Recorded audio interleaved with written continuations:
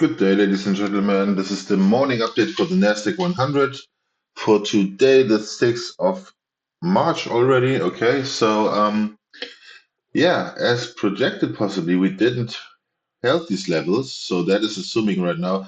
So this technically cannot be a wave 4 anymore because we get through all these Fibonacci retracement levels.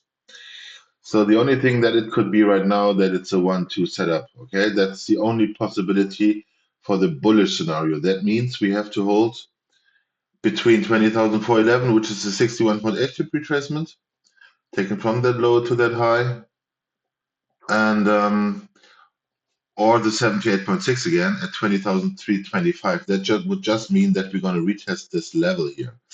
If the market goes down from here, we have to assume that something different is going on. Okay, then we have to possibly relabel that. But for now, no need for it to do that until certain levels break.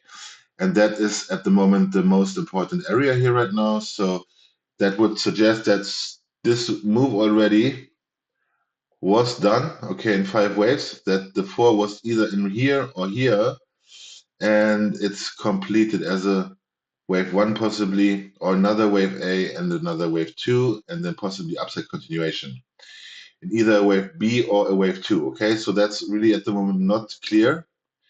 When I look at the bigger picture here, or I zoom out a little bit, I can add also a trend line here possibly as support. And if this trend line is breaking, that would be the first indication that a little bit downside is happen or should happen, okay, or will happen. Let me just add this as support. That was right. So we have possibly, and I made you aware of that about this yesterday in my evening update, that the price, as long as we're staying inside here in this box, could range, okay? Building a range is not bad at the actual circumstances, okay? It's not bad. So, but we really have to see how this is working out.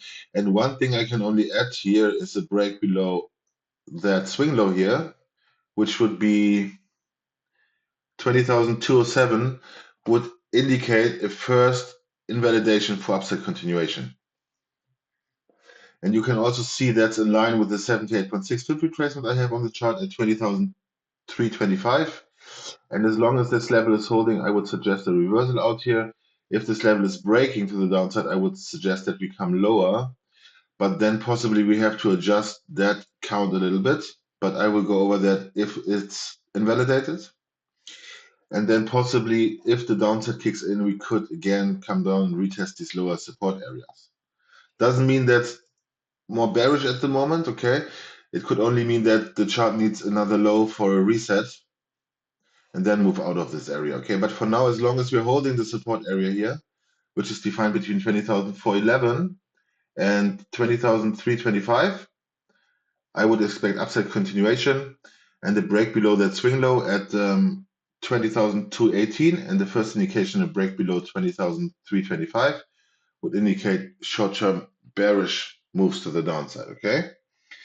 As long as we are inside this box I mentioned to you yesterday and the last 3 days, I think, it could range because I said also that we are building supply and demand zones. And as long as the price is moving inside here, buyers and sellers are happy to stay in this area because the price either to the up or downside is good for them. Okay, and this is, yeah, this we have to observe how this is developing. But as I said, from here, support upside move, break below that support would indicate more downside. I'm not talking right now about this Elliot count, maybe because it has to be adjusted. But now I think the technical side here is more important, that we know where are the support and resistance areas.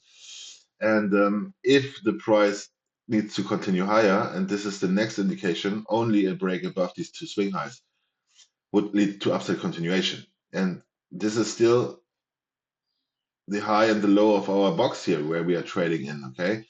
And as long as we don't have confirmation either to the up or downside, the price can stay in this range and keep on ranging. Okay, so that's the update for now, and yeah, we hear us later. Bye bye. Ciao.